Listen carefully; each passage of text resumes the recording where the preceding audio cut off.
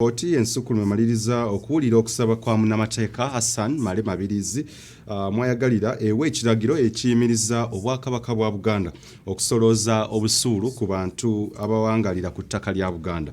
Kati kkooti essaawa yonna yakuwa ensala yaayo ng'emaze okwekenneenya obujulizi obuweereddwa enjuyi zombi. Anet Nakayibaale atusakiraga kkooti katuwa ebikira ku ggulire lino.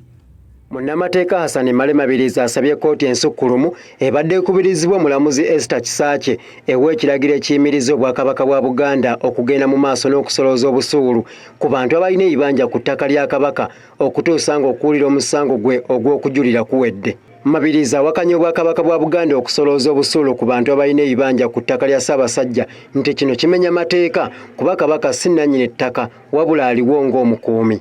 Ono newankubadde kkooti eza wansi zagoba okusaba kwe, Mabiriizi yaddukira mu kkooti Ensukulumu nga wakanya ensala eyo era ng'omusango gwennyini tegunnawulirwa. Ono kati leero asabye kkooti eno esooke eyise ekiragiro ekiyimiriza obwakabaka bwa Buganda okugenda mu maaso n'okusolooza obusuulu okutuusa ng'omusango gwe guwuliddwa. Byonna ebyekwasa simanyi tuli ba landiroodi mulamuzi mulaze nti kitukayanira mu musango guno.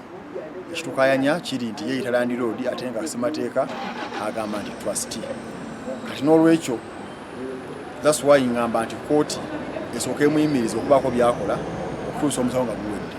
Watu batukyakaana nti tolina nnyini ttaka ate yagenda agamba mulete kati obusuulu mulete biki kati omulamuzi ndowooza kimwe n'akitegeera katugende kyanaasalawo. Bannamateeka ba Ssaabasajja Kabaka nga bakulembeddwamu Ssaabawolereza wa Buganda Christopher Bwanika bawakanyizza okusaba kwa Mabiriizi nga bagamba nti omulimu gw'okusolooza obusuulu gwaliwo okuva edda era nti kikolebwa mu mateeka. Bano bagamba nti singa kkooti eyisa ekiragiro kino kijja kukosa obwakabaka bwa Buganda. Netulaga ne kkooti nti Mabiriizi yeekuba endobo mu byasaba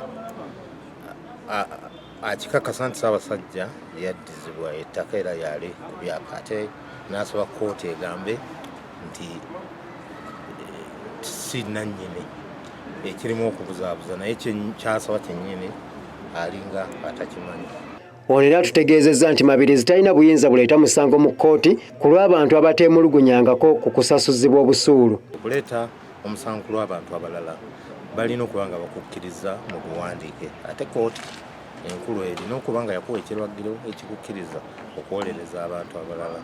Ensonga eyo tugirese mu kkooti enfunda nnyingi, kkooti n'egiwako n'ensala yaayo nti Mabiriizi tasobola kwefuula awolereza abalala oba liida waabwe oba muganda waabwe ye alage kiki ekimuluma yengomu.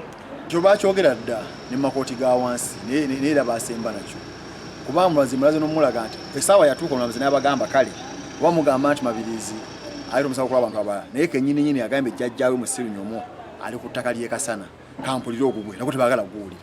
Bano basabye kkooti egobe okusaba kwe era ereme kuwa kiragiro. Mu kusooka kkooti egobye okusaba kwa Hassan Mabiriizi mwabadde agisabidde egobe obujulizi bwa bannamateeka ba Kabaka bwe baateekayo ng'obudde buyise. Kkooti etegeezezza nti newankubadde bano baateekayo obujulizi bwabwe ng'obudde buyise kino tekirina we kikosezza Mabiriizi. Kati kkooti yakuwa ensala essaawa yonna. Anet Nakayibaale yabaddeyo ku Delta TV Amasukkulumu.